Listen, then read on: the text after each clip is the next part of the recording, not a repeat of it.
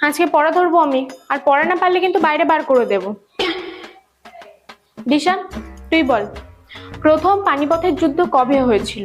আজকে আমি এই উত্তরটা নিয়ে একটু কনফিউজ আছি। যদি ঠিক না হয় তাহলে তো ক্লাসে সবার সামনে আমার সম্মান নষ্ট হয়ে যাবে। কি যে করবো কে জানে। পারবি না? তুই পড়া করিসনি? এটা কিন্তু আমি তোর থেকে আশা করিনি দিশা।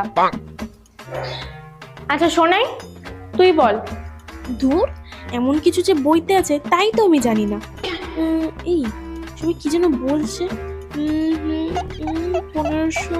1526 মনে হয় এটাই উত্তর হবে। বলে দিই, হবে হবে না হবে না হবে। ম্যাম, এটার উত্তর হবে 1526 খ্রিস্টাব্দ। ঠিক আছে, বস। আমি যেটা জানতাম সেটাই তো উত্তর।